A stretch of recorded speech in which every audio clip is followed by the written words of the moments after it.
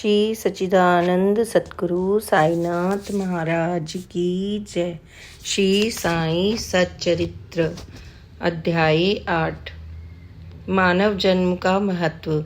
श्री साई बाबा की भिक्षावृत्ति। बाईजाबाई की सेवा व शुश्रूषा। श्री साई बाबा का शयन कक्ष। खुशहाल चंद्र पर प्रेम। जैसा कि गत अध्याय में कहा गया है, अब श्री हेमाड पंत मानव जन्म की महत्ता को विस्तृत रूप से समझाते हैं। श्री साईं बाबा किस प्रकार से भिक्षा उपार्जन किया करते थे, बाईजाबाई उनकी कैसे सेवा और शुश्रूषा करती थी, वे मस्जिद में तात्या कोते और महालसा पति के साथ किस प्रकार शयन करते थे तथा खुशहाल चंद पर उनका कैसा स्नेह था, इसका आगे वर्णन किया जाएगा। मानव जन्म का महत्व। इस विचित्र संसार में ईश्वर ने लाखों प्राणियों को उत्पन्न किया है, जो स्वर्ग, नरक, पृथ्वी, समुद्र तथा आकाश में निवास करते और भिन्न भिन्न धर्मों का पालन करते हैं। इन प्राणियों में जिनका पुण्य प्रबल है, वे स्वर्ग में निवास करते हैं और अपने सत्कृत्यों का फल भोगते हैं। पुण्य के क्षीण होने पर वे फिर निम्न स्तर पर आ जाते हैं और वे प्राणी जिन्होंने पाप या दुष्कर्म किए हैं, नरक को जाते हैं और अपने कुकर्मों का फल भोगते हैं। जब उनके पाप और पुण्यों का समन्वय हो जाता है, तब उन्हें मानव जन्म और मोक्ष प्राप्त करने का अवसर प्राप्त होता है। जब पाप और पुण्य दोनों नष्ट हो जाते हैं, तब वे मुक्त हो जाते हैं। अपने कर्म तथा प्रारब्ध के अनुसार ही आत्माएं जन्म लेती या काया में प्रवेश करती हैं। मनुष्य शरीर अनमोल। यह सत्य है कि समस्त प्राणियों में 4 बातें एक समान हैं: आहार, निद्रा, भय और मैथुन। मानव प्राणी को ज्ञान एक विशेष देन है, जिसकी सहायता से ही वह ईश्वर दर्शन कर सकता है, जो अन्य किसी योनि में संभव नहीं। इसी कारण देवता भी मानव योनि से ईर्ष्या करते हैं तथा पृथ्वी पर मानव जन्म धारण करने हेतु लालायित रहते हैं, जिससे उन्हें अंत में मुक्ति प्राप्त हो।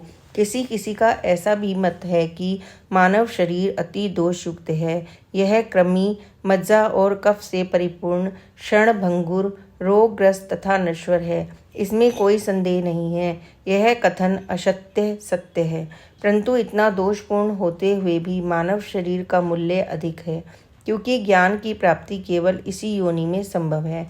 मानव शरीर प्राप्त होने पर ही यह ज्ञात होता है कि यह शरीर नश्वर और विश्व परिवर्तनशील है, और इसी प्रकार धारणा कर इंद्रियजन्य विषयों को तिलांजलि देकर तथा सत्य असत्य का विवेक कर ईश्वर साक्षात्कार किया जा सकता है। इसलिए यदि हम शरीर को तुच्छ और अपवित्र समझकर उसकी उपेक्षा करें, तो हम ईश्वर दर्शन के अवसर से वंचित रह जाएंगे। यदि हम उसे मूल्यवान समझकर उसका मोह करेंगे, तो हम इंद्रिय सुखों की ओर प्रवृत्त हो जाएंगे और तब हमारा पतन भी सुनिश्चित ही है। इसलिए उचित मार्ग जिसका अवलंबन करना चाहिए यह है कि ना तो देह की उपेक्षा करो और ना ही उसमें आसक्ति रखो। केवल इतना ही ध्यान रहे कि किसी घुड़सवार का अपनी यात्रा में अपने घोड़े पर तब तक ही मोह रहता है जब तक वह अपने निर्दिष्ट स्थान पर पहुंचकर लौट ना आए। इसलिए ईश्वर दर्शन या आत्म साक्षात्कार के निमित्त शरीर को सदा ही लगाए रखना चाहिए, जो जीवन का मुख्य ध्येय है। ऐसा कहा जाता है कि अनेक प्राणियों की उत्पत्ति करने के पश्चात भी ईश्वर को संतोष नहीं हुआ। इसका कारण यह है कि कोई भी प्राणी उनकी लौकिक रचना और सृष्टि को समझने में समर्थ न हो सका। इसी कारण उन्होंने एक विशेष प्राणी अर्थात मानव जाति की उत्पत्ति की और उसे ज्ञान की विशेष सुविधा प्रदान की। जब ईश्वर ने देखा कि मानव उनकी लीला, अद्भुत रचनाओं तथा ज्ञान को समझने के योग्य है, तब उन्हें अति हर्ष एवं संतोष हुआ। इसलिए मानव जन्म प्राप्त होना बड़े भाग्य का सूचक है। उच्च ब्राह्मण कुल में जन्म लेना तो परम सौभाग्य का सूचक है, परंतु श्री साईं चरणाम्बुजों में प्रीति और उनकी शरणागति प्राप्त होना इन सभी में अति श्रेष्ठ है। मानव का प्रयत्न। इस संसार में मानव जन्म अति दुर्लभ है। ये हर मनुष्य की मृत्यु तो निश्चित ही है और वह किसी भी क्षण उसका आलिंगन कर सकती है। ऐसी ही धारणा कर हमें अपने ध्येय की प्राप्ति में सदैव तत्पर रहना चाहिए। जिस प्रकार खोए हुए राजकुमार की खोज में राजा प्रत्येक संभव उपाय प्रयोग में लाता है। इसी प्रकार किंचित मात्र भी विलंब न कर हमें अपने अभिष्ट की सिद्धि के हेतु शीघ्रता करनी ही सर्वथा उचित है।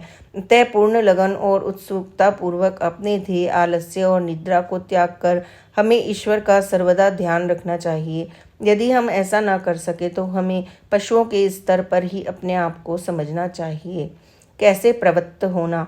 अधिक सफलतापूर्वक और सुलभ साक्षात्कार को प्राप्त करने का एकमात्र उपाय है किसी योग्य संत या सद्गुरु के चरणों की शीतल छाया में आश्रय लेना, जिसे कि ईश्वर साक्षात्कार हो चुका हो। जो लाभ धार्मिक व्याख्यानों के श्रवण करने और धार्मिक ग्रंथों के अध्ययन करने से प्राप्त नहीं हो सकता, वह उन उच्च आत्मज्ञानियों की संगति से सहज ही प्राप्त हो जाता है। जो प्रकाश हमें सूर्य से प्राप्त होता है, वैसा विश्व के समस्त तारे भी मिल जाएं तो भी नहीं दे सकते। इसी प्रकार जिस आध्यात्मिक ज्ञान की उपलब्धि हमें सद्गुरु की कृपा से हो सकती है, वह ग्रंथों और उपदेशों से किसी प्रकार भी संभव नहीं है। उनकी प्रत्येक गतिविधि, मृदु भाषण, गुह्य उपदेश, क्षमाशीलता, स्थिरता, वैराग्य, दान और परोपकारिता, मानव शरीर को नियंत्रण, अहंकार शून्यता आदि गुण जिस प्रकार भी वे इस पवित्र मंगल विभूति द्वारा व्यवहार में आते हैं, सत्संग द्वारा भक्त लोगों को उनके प्रत्यक्ष दर्शन होते हैं। इससे मस्तिष्क की जागृति होती है तथा उत्तरोत्तर आध्यात्मिक उन्नति होती रहती है। श्री साईं बाबा इसी प्रकार के एक संत या सद्गुरु थे। यद्यपि वे बाह्य रूप से एक फकीर का अभिनय करते थे, परंतु वे सदैव आत्मलीन रहते थे। वे समस्त प्राणियों से प्रेम करते और उनमें भगवत दर्शन का अनुभव करते थे। सुखों का उनको कोई आकर्षण न था और न ही आपत्तियों से वे कभी विचलित होते थे। उनके लिए अमीर और फकीर दोनों ही एक समान थे। जिनकी कृपा से भिखारी भी राजा बन सकता था, वे शिरडी में द्वार द्वार घूमकर भिक्षा उपार्जन किया करते थे। यह कार्य वे इस प्रकार से किया करते थे। बाबा की भिक्षावृत्ति। शिरडी वासियों के भाग्य की कल्पना कौन कर सकता है कि जिनके द्वार पर परब्रह्म भिक्षुक के रूप में खड़े रहकर पुकारा करते थे, ओ माई एक रोटी का टुकड़ा मिले, और उसे प्राप्त करने के लिए अपना हाथ फैलाते थे। एक हाथ में सदा वे टमरेल लिए रहते थे और दूसरे में एक झोली। कुछ ग्रहों में तो वे प्रतिदिन ही जाते थे और किसी किसी द्वार पर केवल फेरी ही लगाते थे। वे साग, दूध या छाछ आदि पदार्थ तो टीन पात में लेते थे और भात व रोटी आदि सूखी वस्तुएं झोली में डाल लेते थे। बाबा की जिह्वा को कोई स्वाद रुचि न थी, क्योंकि उन्होंने उसे अपने वश में कर लिया था। इसलिए वे भिन्न भिन्न वस्तुओं के स्वाद की चिंता क्यों करते। जो कुछ भी भिक्षा में उन्हें मिल जाता था, उसे वे मिश्रित कर संतोषपूर्वक ग्रहण करते थे। अमुक पदार्थ स्वादिष्ट है या नहीं, बाबा ने इस ओर कभी ध्यान ही नहीं दिया, मानो उनकी जिह्वा में स्वाद बोध ही ना हो। वे केवल मध्याह्न तक ही भिक्षा उपार्जन करते थे। यह कार्य बहुत अनियमित था। किसी दिन तो वे छोटी सी फेरी लगाते थे तथा किसी दिन 12 बजे तक वे एकत्रित भोजन एक कुंडी में डाल देते, जहाँ कुत्ते, बिल्लियाँ, कौवे आदि स्वतंत्रता पूर्वक भोजन करते थे। बाबा ने उन्हें कभी नहीं भगाया। एक स्त्री भी जो मस्जिद में झाड़ू लगाया करती थी, रोटी के 10-12 टुकड़े उठाकर अपने घर ले जाती, परंतु किसी ने कभी उन्हें नहीं रोका।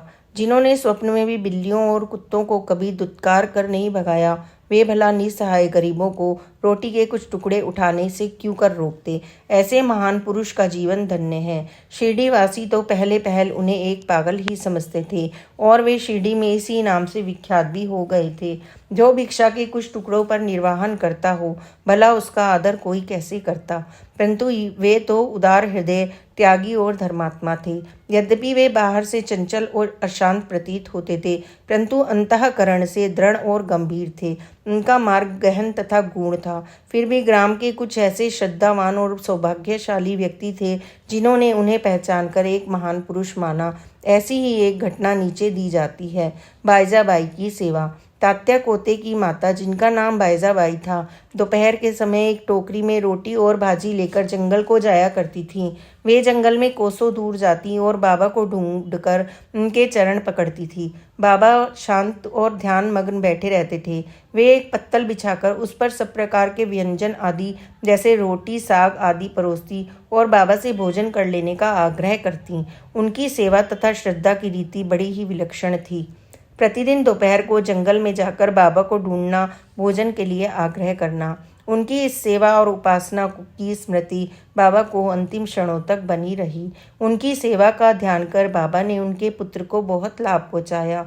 माँ और बेटे दोनों की ही फकीर पर दृढ़ निष्ठा थी। उन्होंने बाबा को सदैव ईश्वर के समान ही पूजा।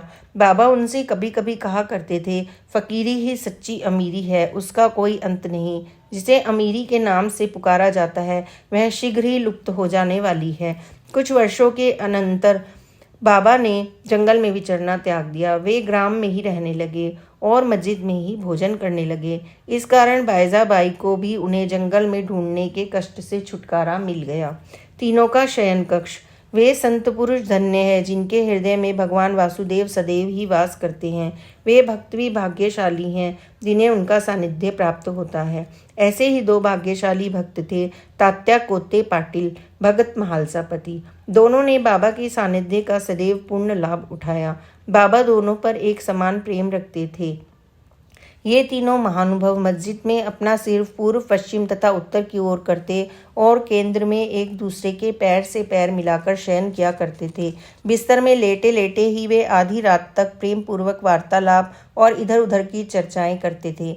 यदि किसी को भी निद्रा आने लगती तो दूसरा उसे जगा देता था। यदि तात्या खर्राटे लेने लगते तो बाबा शीघ्र ही उठकर उन्हें हिलाते और सिर पकड़कर जोर से दबाते थे। यदि कहीं वह महालसापति हुए तो उन्हें भी अपनी ओर खींचते और पैरों से धक्का देकर पीठ थपथपाते थे। इस प्रकार तात्या ने 14 वर्षों तक अपने माता पिता को गृह पर ही छोड़कर बाबा के प्रेमवश मस्जिद में ही निवास किया। कैसे सुहाने दिन थे वे, उनकी क्या कभी विस्मृति हो सकती है। उस प्रेम का क्या कहना, बाबा की कृपा का मूल्य कैसे आका जा सकता था। पिता की मृत्यु होने के पश्चात तात्या पर घर बार की जिम्मेदारी आ पड़ी, इसलिए वे अपने घर जाकर रहने लगे। राहता निवासी खुशहाल चंद। शिरडी के गणपत तात्या कोते को बाबा बहुत ही चाहते थे। वे राहता के मारवाड़ी सेठ श्री चंद्रभान को भी बहुत प्यार करते थे। सेठ जी का देहांत होने के उपरांत बाबा उनके भतीजे खुशहाल चंद को भी अधिक प्रेम करते थे। वे उनके कल्याण की दिन रात फिक्र किया करते थे, कभी बैलगाड़ी में तो कभी तांगे में। वे अपने अतरंग मित्रों के साथ राहता को जाया करते थे। ग्रामवासी बाबा के गांव के फाटक पर आते ही उनका अपूर्व स्वागत करते और उन्हें प्रणाम कर बड़ी धूमधाम से गांव में ले जाते थे। खुशहाल चंद बाबा को अपने घर ले जाते और कोमल आसन पर बिठाकर उत्तम सुस्वाद भोजन कराते और आनंद तथा प्रसन्न चित्त से कुछ काल तक वार्तालाप किया करते थे। फिर बाबा सबको आनंदित कर और आशीर्वाद देकर शिरडी वापस लौट आते थे। एक और राहता दक्षिण में तथा दूसरी ओर नीमगांव उत्तर में था। इन दोनों ग्रामों के मध्य में शिरडी स्थित है। बाबा अपने जीवन काल में कभी इन सीमाओं के पार नहीं गए। उन्होंने कभी रेलगाड़ी नहीं देखी और न ही कभी उसमें प्रवास ही किया, परंतु फिर भी उन्हें सब गाड़ियों के आवागमन का समय ठीक ठीक ज्ञात रहता था। जो भक्तगण बाबा के लौटने की अनुमति मांगते और जो आदेशानुकूल चलते वे कुशल पूर्वक घर पर पहुंच जाते थे, परंतु इसके विपरीत जो अवज्ञा करते उन्हें दुर्भाग्य व दुर्घटनाओं का सामना करना पड़ता था। इस विषय से संबंधित घटनाओं और अन्य विषयों को अगले अध्याय में विस्तार पूर्वक वर्णन किया जाएगा। विशेष इस अध्याय के नीचे दी हुई टिप्पणी बाबा के खुशहाल चंद पर प्रेम के संबंध में है। किस प्रकार उन्होंने काका साहब दीक्षित को राहता जाकर खुशहाल चंद को लाने को कहा और उसी दोपहर को खुशहाल चंद के स्वप्न में शिरडी आने को कहा, इसका उल्लेख यहाँ नहीं किया गया है क्योंकि इसका वर्णन इस सच्चरित्र के 3वें अध्याय में किया जाएगा। श्री सद्गुरु साईनाथा अर्पणम अस्तु। शुभम भवतु। Please like and subscribe this channel. Online Shirdi Baba के दर्शन करने के लिए please comment inbox. Om Sai Ram, जय साई राम, ओम साई राम।